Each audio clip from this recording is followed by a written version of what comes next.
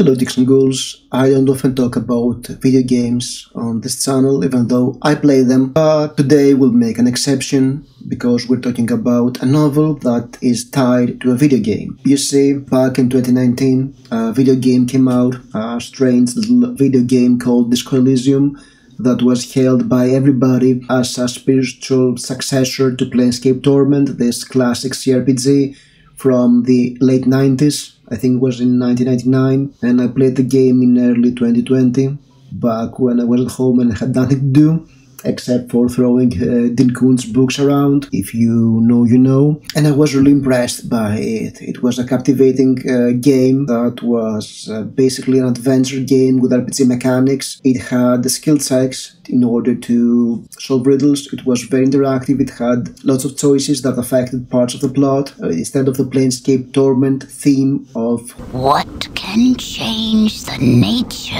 of a man. This time was more about what is the nature of a man, and more specifically this amnesiac detective that wakes up in a city hotel after getting plastered with alcohol and drugs and having to solve a murder case. It was surreal. It reminded me of a lot of franchises that have cult followings. It reminded me of Jeff Vandermeer and his Ambergis novels. They're collected in a tome called The City of Sons of Madmen, but basically it's 4 novellas and a lot of extra pieces. I've read those back in the zeros. One of them I want to reread because it really changed the way I write fantasy. So that's probably tell you something about how important it is to me. It was also clearly inspired by Twin Peaks, because the murder's case is more of an excuse to explore the world and the inner psyche of our protagonist. And also there are a lot of weird things happening that are not easy to explain. There is not a hard magical system. It's more of a magical realism or new weird setting.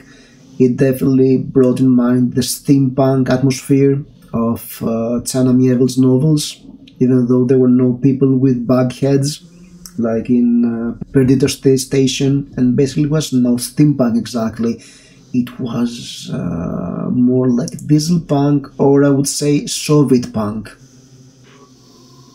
And clearly there was a rich world behind this novel, and we only got a glimpse out of it.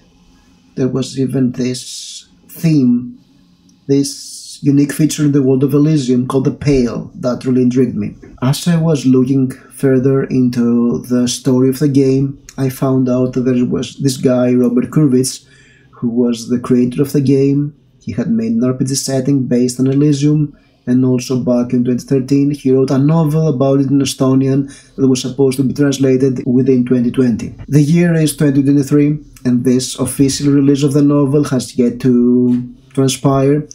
And also it's probable that it will never will, because there's a big kerfuffle with the intellectual rights of Disco Elysium, because the main creators of the world of Elysium were kicked out of the game company they helped establish by the new owner, and there's a whole lot of legal issues about it. I won't go into this video because I have no idea about that. I just read about this and did a cursory search. I'm not this kind of a channel, but yeah, it's a shame that there is no official translation, because I want to buy this book. However, there are 3 fan translations, so I couldn't resist reading one of them. So I read the Tequilla Sunset one that was done by professionals.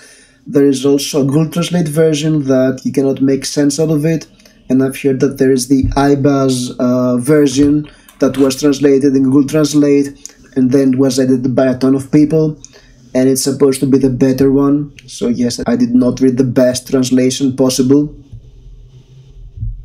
So yeah, bear this in mind, because I'm going to review the book. Maybe reading the less good translation of the book was something that stopped me from enjoying it more. But you see, this novel came out in 2013, and it flopped very hard. It sold less than 1,000 copies in Estonia, and basically that's not that big of a surprise because it's a quirky novel written in an unknown IP in a language that's spoken by 4 million people.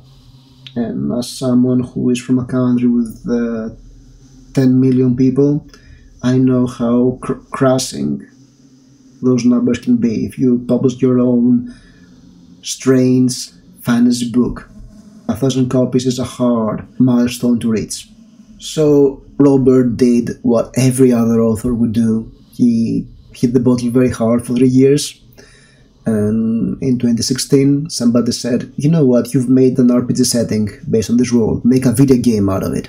So he set up a whole commune of programmers and designers to make the video game. He got funding, and 3 years later Disco Elysium came out and people loved it. So that's a case of somebody finding recognition. It's a hero story. And then there's a sequel saga that a new villain appears, and I don't know. I was really looking forward to a sequel to Disco Elysium, but all this kerfuffle makes me apprehensive about it. Which is a shame, and also capitalism is the reason we cannot have nice things. And this is a bit of a theme of the novel too. But we'll go into the novel Sacred and Terrible Air right now. I've blogged a lot about it.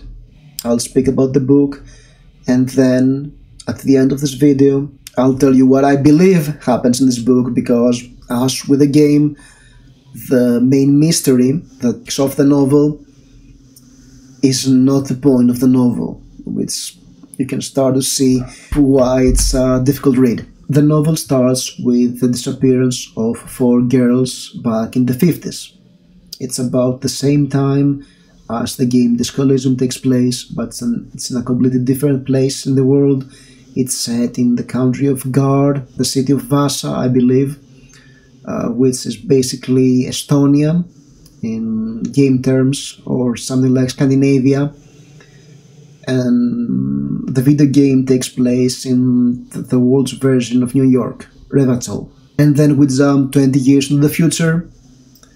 The disappearance of the girls in a sunny day when they went to the beach is still a mystery, but 3 boys that were in love with the girls back in their teen years, they stumble upon some new evidence, and they come back together again to solve the case of the disappearance. So they dig deeper into the disappearance, and they stumble upon certain things. The novel is written in mostly fragments of events. There are a lot of jumps between past and present, and there are also some huge events happening in the world that really make going back into Disco Elysium very hard, because there's a huge spoiler about the future of the world of Disco Elysium, the city we played in Disco Elysium, that was also kind of inside the game too, in one of those sequences that were very esoteric, and you needed high Sievers and Elan Buyer to stumble upon. And I only remembered because I watched a video on YouTube about how the book and the game connect. I won't go into this in this video. This fragmented back and forth in time makes the book kind of hard to follow or maybe connect with. The writing is interesting. It's very florid and abstract in its own way. It reminded me a lot of Jeff Vandermeer again, his Ambergis novels, and maybe his Southern Rates series, the sequels to Annihilation, Authority and Acceptance. They're written in sort of the same way, with back and forth, which they were not something I enjoyed in those books too. And the vagueness of it all, that you have to piece things together to find out what happens, is also something that happens in this book, because it's never quite clear where the girls disappear. It's mostly we have events happening, we have our unlikable heroes struggling with their own demons as they try to find the truth, and they fall deeper and deeper into unexplained events. And basically the murder mystery works as a kickstart to go into the world of Elysium, and especially the one thing that makes it different and interesting as a campaign setting, I guess, or setting for a novel, that mysterious grey fog in between the continents of the world they saw us, called the Pale, which turns out that it's an entropic force that destroys everything that goes into it or transforms it. And we get into some very deep existentialism too, as we get into this, and we try to piece together different fragments.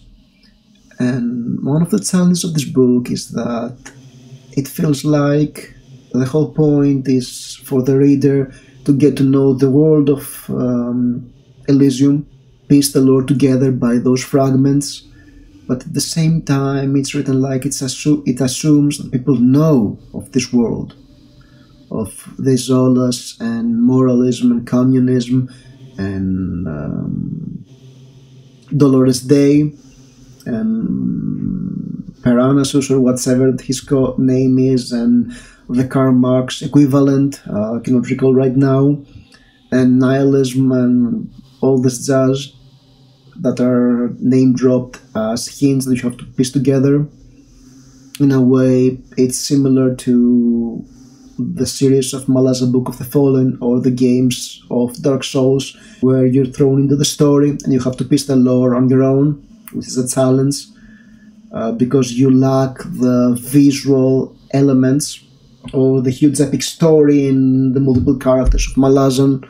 And yeah, at the end of it, I'm not sure exactly what happens, and I'm certain I have to go back and reread the better translation, because the way the translation I've read was not always clear, where there is a scene change when we're in the present, where is the past, and also keeping track of the different events and characters and names that they were thrown at me.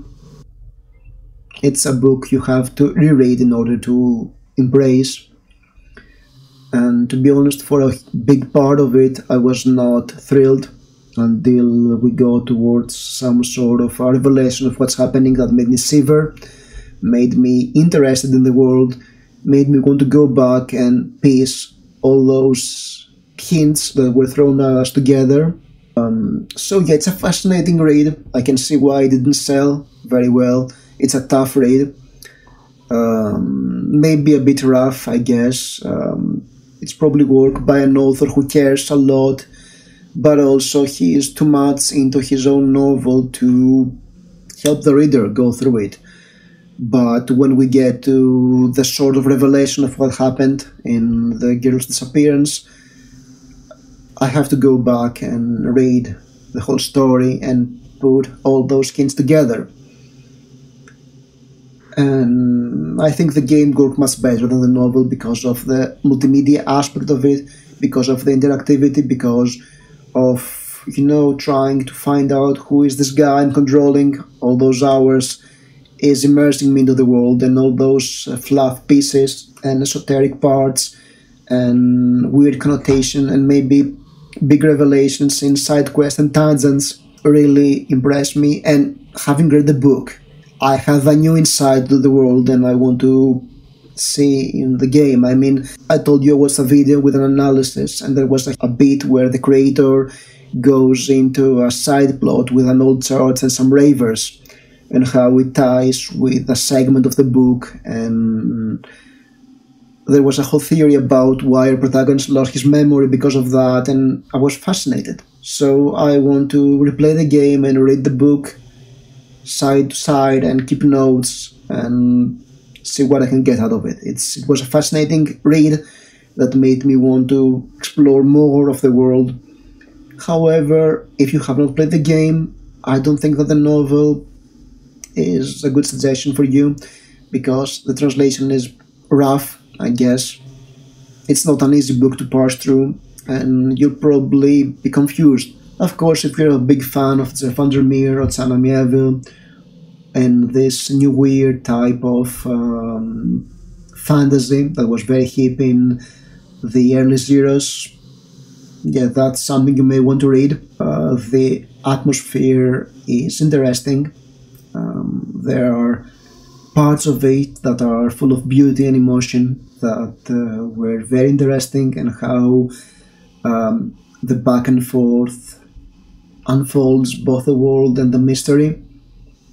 So yeah, it was fascinating. It was not an easy read, but I want to go back at it again and reread it because of the superior game it inspired. If you have read the book or played the game, leave your comment below, like, subscribe, and before I finish the video, I'm going into explaining the whole disappearance thing very vaguely because I cannot recall events I've told you. But basically what I understand is that the old man that they interrogate, that tells them I followed the girls and I'm responsible and took photos of what I did, that's what happened. But then our protagonists go to his hideout, his house or whatever, and they find the photos and they're empty. There are no girls in there. So they're at a dead end and they try to find out what's happening, but it doesn't quite pans out. I get the idea towards the end when we get to Ziggy and his entrepreneur adventure. Ziggy was a boy who was selling drugs. He was probably fascinated with the girls too, and I believe he followed them in the beach that day and he saw them disappear into the pail, because I think the bodies were thrown into the pail or some sort of a deeper pail, which is entropy or maybe the end of history in a way. Something I found very fascinating in this book. The idea of there's a physical force that erases history and they got erased. And when something goes into the deeper pail, it gets erased and people forget about it, like they did with the girls. And even the physical evidence of those girls disappeared.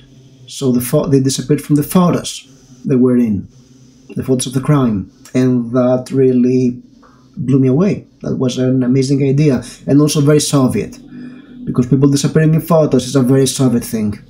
So yeah, the pail is an interesting concept and I want to read more of that, and maybe that's why Ziggy went and explored the pail with the Zeppelin, the replica of the Zeppelin that disappeared into the pail like the Titanic, while playing music, because music is what keeps the pail at bay. That's fascinating concepts, honestly. Yeah, that's my interpretation of what happened, and if you have a different idea, again, leave a comment below, but I have to read it. And maybe do a deeper lore video of it, or maybe, I don't know, go into a binge of Disco Elysium lore channels. There are some of them out there, I believe. So, yes, that was my interpretation of what happens in this novel. Maybe it's not what you came up with, but whatever. Leave a comment below, and I'll see you soon. Thank you for watching.